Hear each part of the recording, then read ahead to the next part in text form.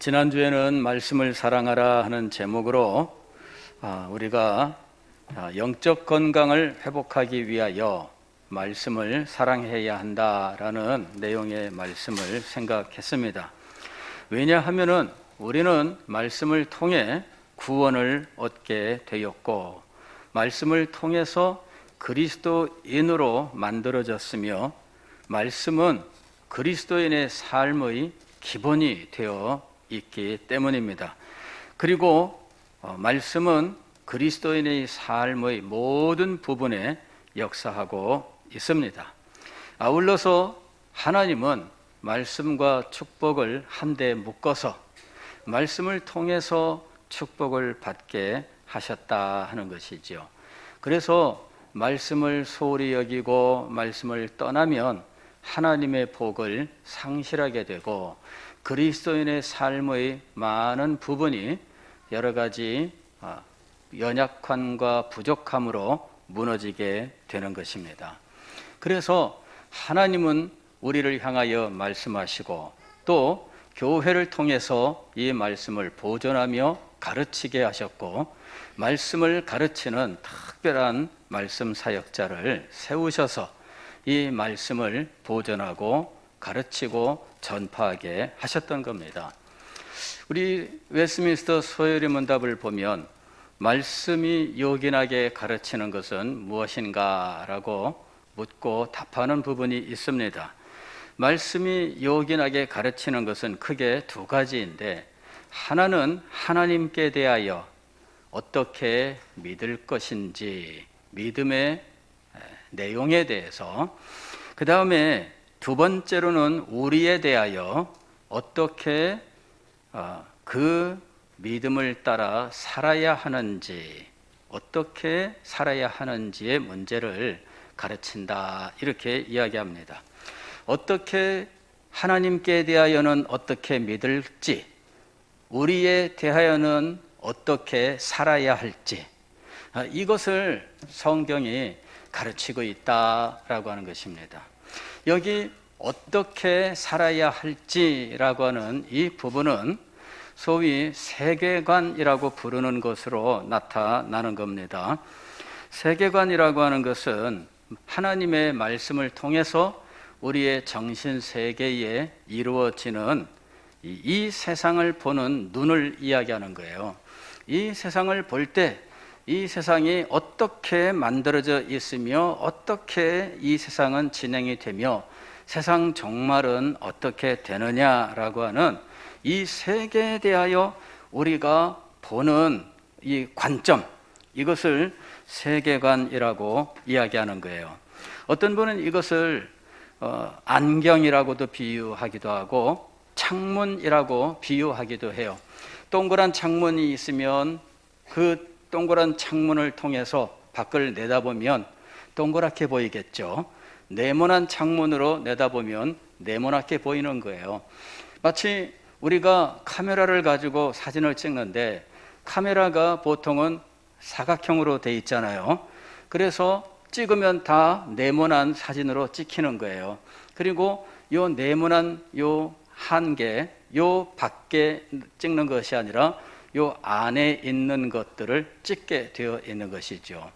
우리가 이 세상에서 어떻게 살아야 하느냐 하는 이것은 바로 요 창이에요.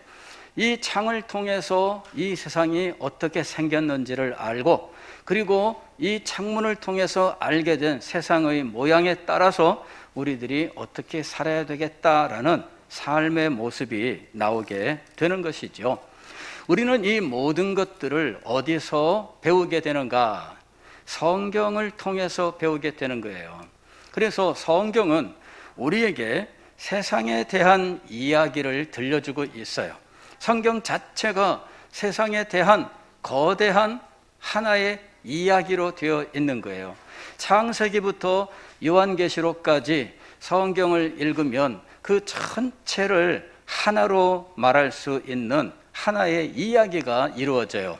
이 세상이 처음 창조될 때부터 이 세상이 재창조되는 그 순간까지, 즉 세상의 종말까지, 그리고 새로운 시작에 대한 이야기까지 하나의 거대한 이야기가 성경 속에서 우리에게 제시되는 거예요. 그리고 우리는 성경을 통해서 이 거대한 이야기를 듣고 배우게 되면서 세상에 대하여 하나의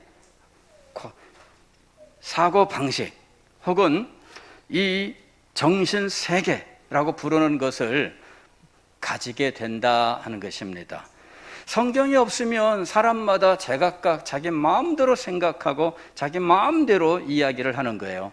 그러나 그리스도인들은 성경을 통해서 하나의 세계관을 공유하고 있는 거예요.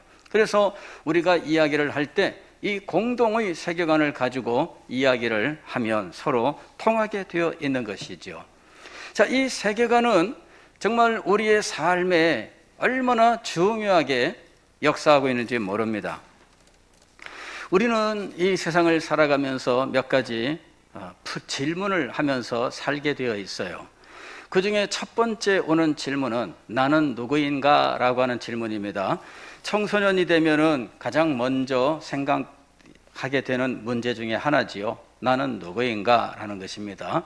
그 이전에는 이런 생각이 없었어요. 그 이전에는 그냥 엄마, 아빠 따라다니고 엄마, 아빠가 말하는 대로 살았어요. 행동했어요. 그리고 자기는 엄마, 아빠랑 그냥 함께 붙어 있는 그런 사람이었던 거죠.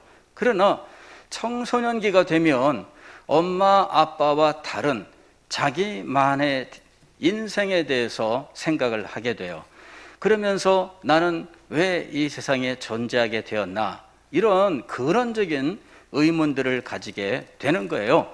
그 다음에 나는 이 세상을 어떻게 살아가야 하나라고 하는 생각, 또 나중에 나는 무슨 일을 하면서 살아가야 될까 하는 생각들도 갖게 돼요. 그리고 어떤 사람은 죽음에 대해서 생각을 하게 됩니다. 죽은 다음에는 어떤 일이 벌어질까 이런 것들도 생각하게 되는 거죠. 그리고 죽으면 아무것도 없구나, 허망하다 이러면은 절망하고 무섭고 이러는 생각이 드는 거예요.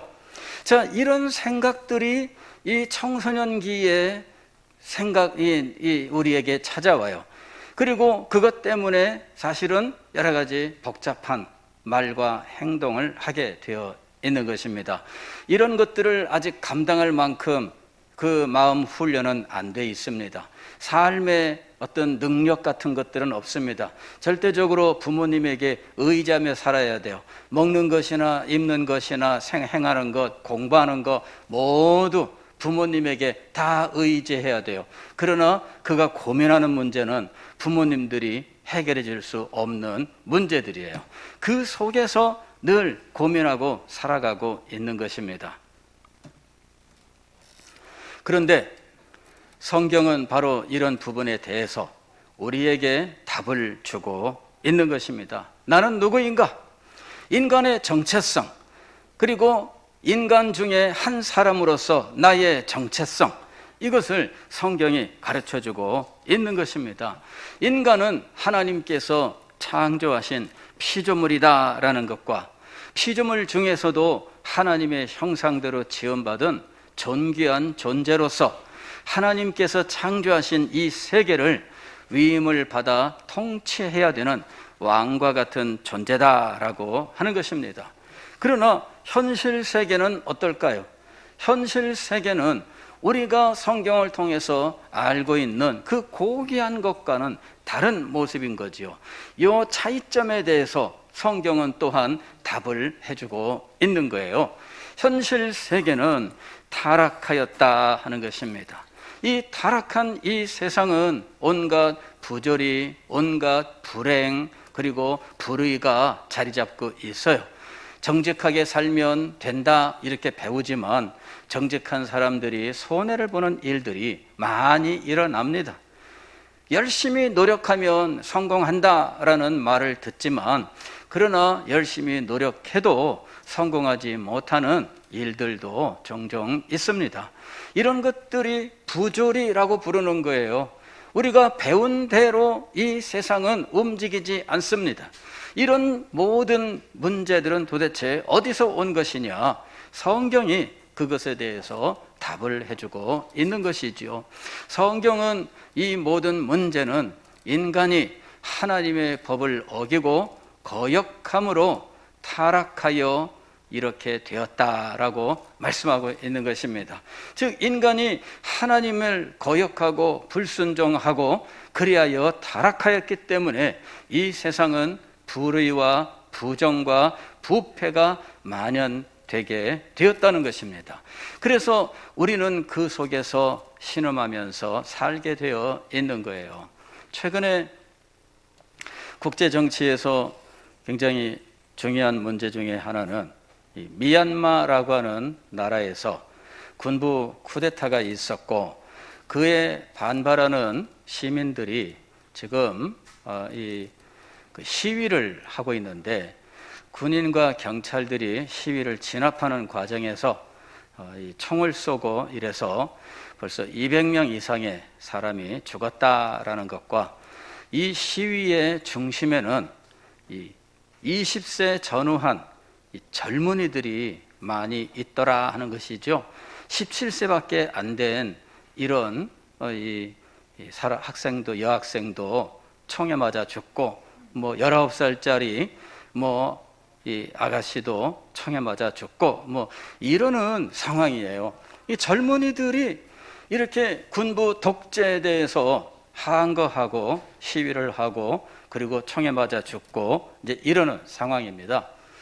참 불행하지요. 뉴스를 보다가 기도를 했습니다. 참 우리도 겪었던 일입니다. 과거에 우리나라도 독재가 있었고 그것이 아직까지도 치유되지 못한 채 참 얼마나 많은 어두운 많은 일들이 있었는지 몰라요. 자, 그런 것을 보면서 이 세상에 이런 일들은 참 없어져야 할 것들이지만 그러나 역사 속에는 없어지지 않고 반복되고 있다는 것이죠. 자, 이 모든 현실을 볼 때에 이것이 도대체 왜 이런 일들이 존재하는가라고 하는 거예요. 인간이 하나님께 반역을 하고 그 법을 불순종하면서 타락하였기 때문에 인간은 죄로 말미암아 부패하게 되었고 그 죄의 부패가 다양한 모습으로 나타나는데 그 중에 하나가 정치에서는 독재라고 하는 것이에요. 이것이 모두 다 인간의 죄악성으로부터 나오는 것이지요. 자, 우리는 이런 주변 환경, 이 세상이 그렇게 되어 있다라고 하는 그 속에서 지금 살고 있는 거예요. 그러나 성경은 우리에게 이 세상에 대하여 또 다른 입장을 가르치고 있습니다. 그것은 비록 이 세상이 부패한 땅이지만 그리하여 부정과 불의가 존재하고 있고 그로 인하여 불행이 찾아오고 있지만 또한 이 세상의 환경은 여러 가지로 우리에게 재앙을 가져오기도 하고 이번에 코로나19 바이러스와 같은 이러한 대재앙 같은 것들도 찾아오게 되었지만 그러나 이 세상은 사명의 땅이다라는 것입니다. 이것이 성경이 우리에게 가르치고 있는 거예요. 이 세상은 사명의 땅이에요. 이 세상이 하나님의 나라가 되어야 하고 이 세상이 하나님의 나라가 되기 위해서 우리는 구원의 복음을 땅끝까지 전파해야 된다는 것이죠. 복음이 들어가고 복음으로 말미암아 사람들의 정신세계가 바르게 세워지면서 독재를 물리치고 민주주의가 자리 잡고 경제 정의가 실현되고 열심히 노력하면 잘 살 수 있게 되는 이러한 경제 체제를 건설하고 그러면서 모든 그리스도인들이 사회 모든 곳에서 하나님의 말씀을 신실하게 실천하는 삶을 살면서 이 세상이 변화되어야 한다라는 것입니다. 자, 이와 같이 이 세상은 하나님이 창조한 세계이며 그리고 죄로 말미암아 부패한 땅이지만 동시에 하나님께서 주신 사명의 땅으로서 우리는 이 세상을 변혁시켜야 하는 사명자로 살아야 한다라고 하는 것입니다. 자, 이 모든 것들이 하나의 세계관이에요. 즉 우리가 이 세상을 어떻게 살아야 할 것이냐, 이 세상이 어떻게 되어 있는지, 이 세상의 문제는 무엇인지, 이 문제 속에서 우리는 어떤 삶을 살아야 하는지, 이런 모든 내용들이 성경에서 우리에게 가르치고 있는 내용입니다. 우리는 이것을 그 하나로 이 세상에서 쓰는 용어로 설명을 하면은 세계관이에요. 성경은 우리에게 세계관을 가르치고 있어요. 이 세상의 문제를 해결할 수 있는가? 우리는 이 세상이 안고 있는 이 문제로부터 벗어날 수 있는가? 성경은 이것을 우리에게 가르쳐요. 복음이 이것에 대한 답입니다. 복음은 이렇게 타락한 세상, 그리고 불행과 불의가 가득 차 있는 이 세상을 고치는 하나님의 방법이 복음이라고 하는 것이지요. 그리고 예수 그리스도께서 이 세상을 구원하시는 구속주가 되신다라고 하는 이 사실을 복음을 통해서 가르치고 있는 거예요. 자, 지금 우리가 살고 있는 이 세상은 바로 이런 우리는 이 성경으로 이루어진 이 세계관을 배우고 이 세계관으로 우리의 정신 세계를 이루어서 살고 있습니다. 그러나 알고 보면 이 세상의 모든 사람들은 나름대로 이런 각자 가진 세계관을 가지고 살고 있다는 거예요. 인간은 세계관을 가지고 살아가게 되어 있어요. 자기가 살고 있는 이 세상에 대해서 나름대로 이 세상은 이런 거야. 소위 개똥철학이라고 부르는 말이 있습니다. 개똥철학. 개똥철학이 뭐예요? 상준 형제. 개똥철학. 예. 못 들어봤죠? 예. 옛날에 쓰던 용어들입니다. 예. 요새는 이걸 뭐라고 말하는지 모르겠어요. 설명을 듣고 요새는 어떻게 말하는지 한번 말해 주세요. 개똥철학은 뭐냐면은 철학은 철학인데 뭐 전문가들의 그럴듯한 철학이 아니라 그냥 내가 혼자 그냥 생각하는 것을 개똥철학이라고 불러요. 그래서 누가 그 권위를 인정할 수 없고, 그러나 나는 나대로 뭐 내가 생각한 대로 살아간다, 뭐 이렇게 말할 때 우리는 개똥철학이라고 이야기를 해요. 그러니까 그냥 자기 나름대로 자기 혼자 생각하는 대로 뭐 누가 인정하든지 말든지, 그리고 누가 인정해 줄 만큼의 대단한 것은 아니고 뭐 이럴 때 우리는 개똥철학이라고 이야기를 해요. 요새는 뭐라 그래요?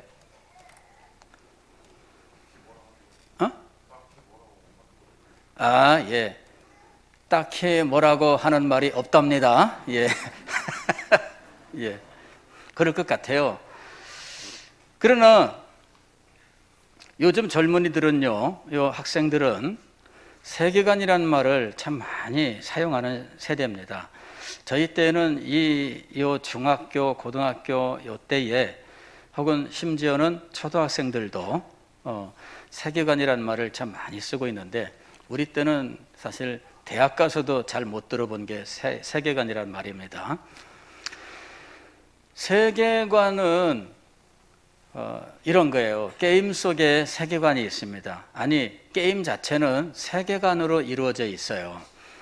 우리가 게임을 하게 되면 요새 그 다양한 게임들이 있습니다만은 그 게임을 만들 때 그때 게임 제작자들은 세계관이라고 하는 것을 먼저 이야기하게 돼요. 자, 여기는 연대는 언제고 이 사회는 어떤 사회인데 어떠한 원칙이 있고 게임의 원리는 이러이러한 거다, 이렇게 얘기해요. 게임의 원리는 이러이러한 거다. 그 원리에 따라야 점수를 얻고 그 다음에 미션을 다 수행할 수 있고 하게 되는 거예요.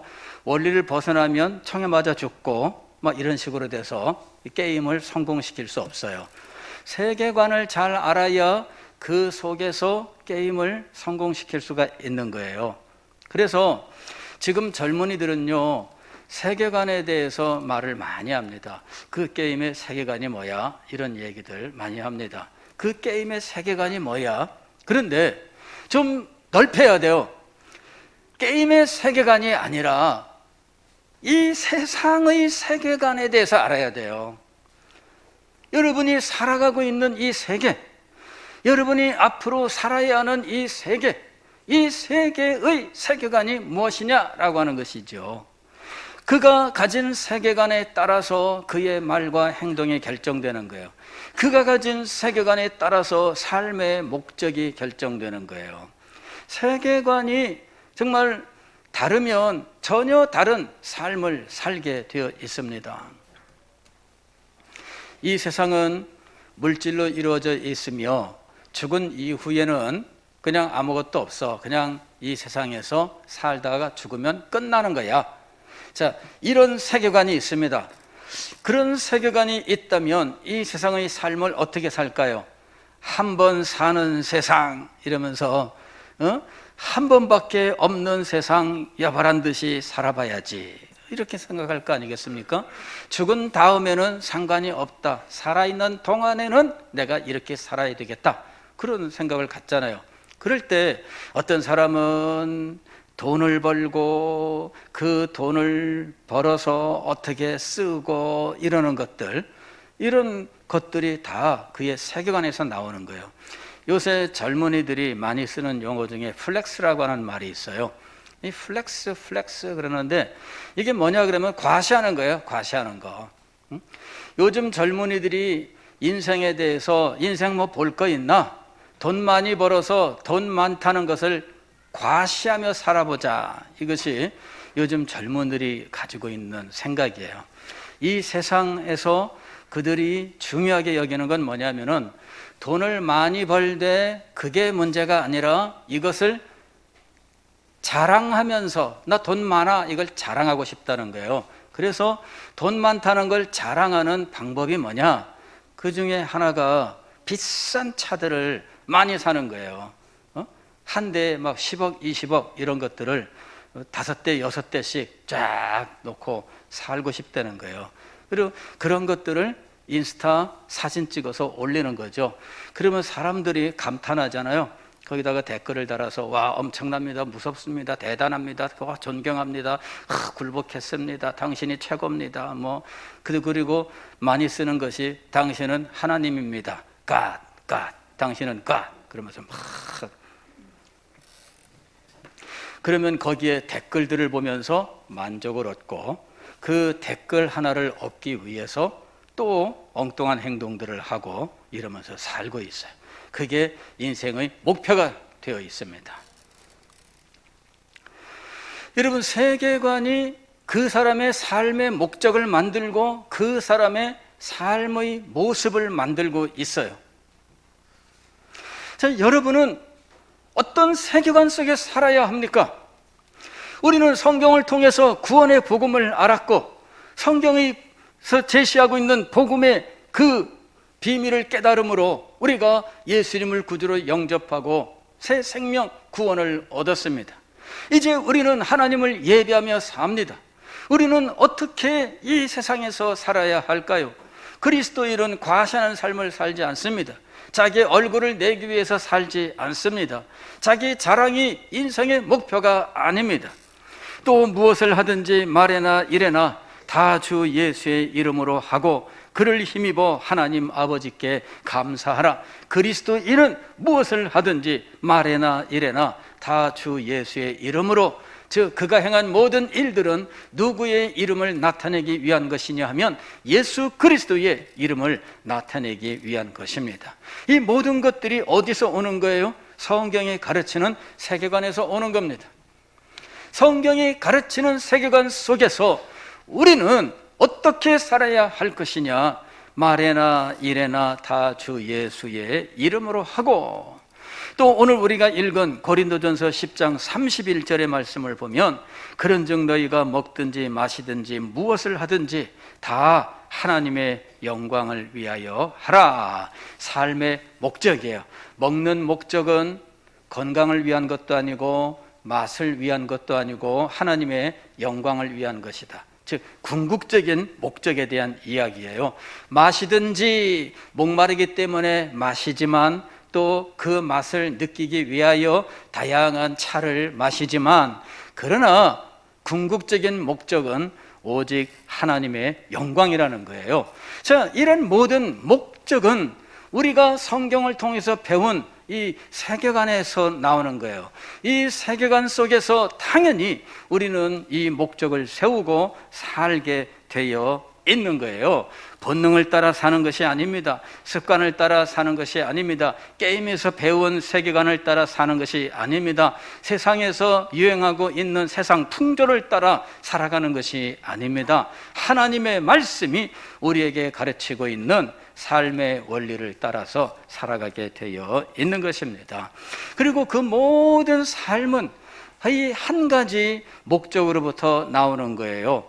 오직 하나님의 영광을 위하여. 이 목적에서부터 모든 것이 흘러나오게 되어 있는 것입니다.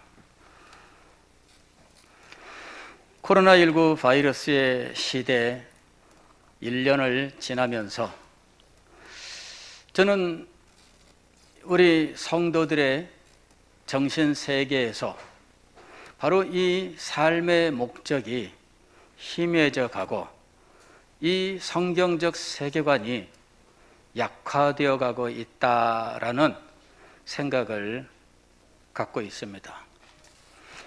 그냥 쉽게 말하면은 믿음이 약해졌다 이렇게 말할 수 있지만, 그러나 좀 더 구체적으로 이것을 이야기하면 세계관에 문제가 생긴 거예요. 이 세계는 하나님께서 창조하셨고 하나님께서 통치하시는 세계입니다. 하나님이 창조주이심으로 우리는 하나님께서 이 세상에서 무슨 일이든 능력으로 하실 수 있다고 믿습니다. 그러나 코로나19 바이러스의 시대를 지나면서 우리는 하나님도 코로나19 바이러스는 어찌할 수 없다라고 하는 생각이 은연중에 우리의 생각을 갉아먹고 있더라 하는 것입니다. 그래서 코로나19 바이러스를 더 무서워해요. 이것이 물론 여러 가지로 우리의 삶에 문제를 일으키고 있는 것은 사실입니다. 그러나 두려워할 필요는 없는 거예요. 여러분, 우리는 이것을 믿고 있습니다. 모든 것이 합력하여 선을 이루느니라. 여러분, 우리는 이 말씀을 믿고 있지 않습니까? 가령 코로나19 바이러스에 누가 걸렸습니다. 그러면 그것이 우리는 비극이라고 생각을 해요. 거기까지 끝나면 비극이라고 하는 말이 혹시 맞을지 몰라요. 그러나 이야기는 계속 진행이 되고 있는 거예요. 그래서 코로나19 바이러스로 인하여 여러 가지 불편하고 어려움도 올 수 있지만 그 일을 통하여 그 후일담을 들어보면 그의 삶 속에 더 아름답고 더 놀라운 어떤 일들이 일어났다라고 하는 간증이 또 나올 수 있는 겁니다. 그렇게 열려 있는 거예요. 하나님의 역사는 우리가 생각하는 그것에 갇혀 있지 않아요. 우리가 생각하는 건 그겁니다. 코로나19 바이러스에 안 걸려야 된다. 그게 우리가 생각하는 거예요. 그러나 하나님은 안 걸려야 된다는 우리의 생각에 갇혀 있는 분이 아니에요. 걸릴 수도 있다. 그러나 내가 그 일을 통해서 더 큰 일을 이루겠다. 하나님은 그렇게 우리에게 역사하시는 거예요. 코로나19 바이러스만 문제가 아니죠. 우리의 삶 속에 어떤 문제든지 그렇게 하나님은 사용하시는 거예요. 그것이 우리가 볼 때는 불행일 수도 있습니다만은, 그러나 하나님께서는 그것을 사용하셔서 우리의 영혼을 위하여, 교회를 위하여, 복음 전파를 위하여 하나님의 나라를 이루기 위해서 더 크고 놀라운 일들을 이루실 수 있다는 것입니다. 실제 하나님께서 그렇게 역사하시는 거예요.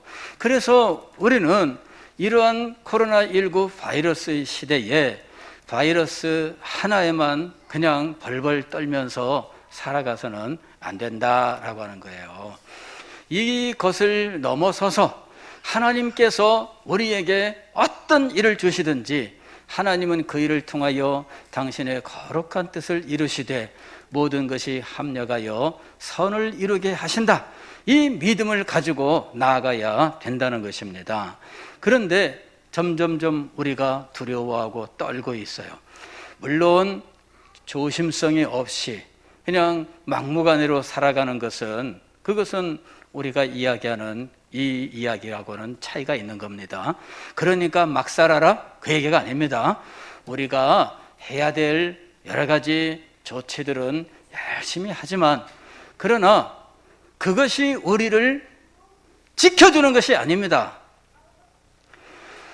우리가 방역의 원칙들을 세웠지만 그 방역의 원칙은 어디서 온 거냐면 하나님께서 만드신 세상의 원리에서 온 거예요. 법칙에서 온 거예요. 그거는 사람이 만든 것이 아니라 하나님이 정하신 섭리의 원칙을 인간이 관찰하여, 바이러스는 이렇게 전파되기 때문에 요 전파의 특성을 알고 차단해야 된다.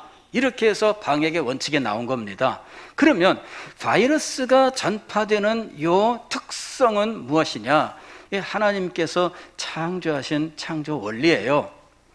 그래서 이 모든 것들이 누구에서부터 오고 있는 것입니까? 하나님께로부터 오고 있는 거예요.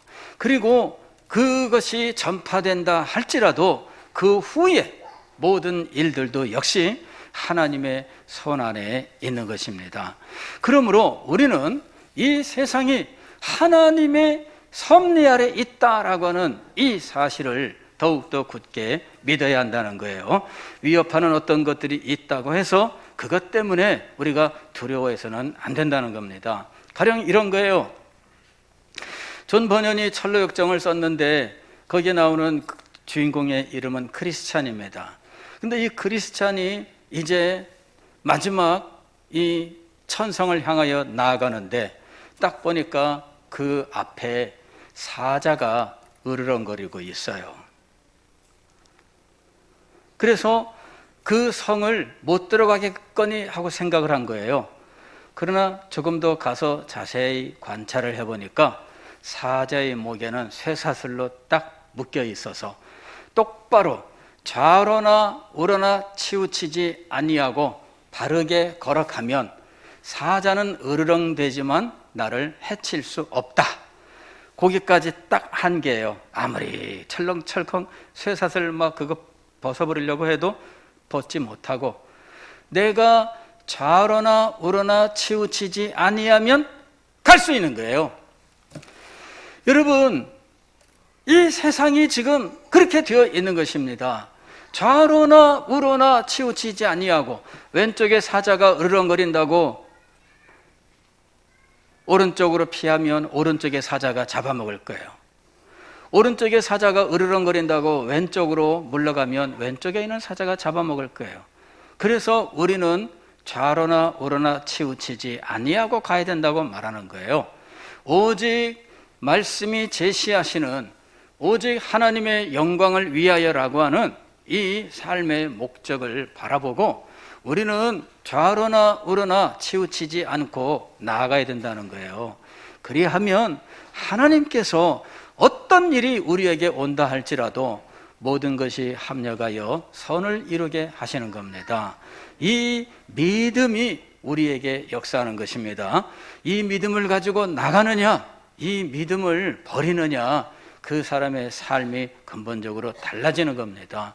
오직 앞에 있는 것, 하나님의 영광을 바라보면서 좌로나 우로나 치우치지 아니하고 똑바로 나아가시기를 바랍니다. 그리하면 여러분들은 모든 것이 합력하여 선을 이루게 하시는 하나님의 영광의 보좌 앞에 이르게 될 것입니다.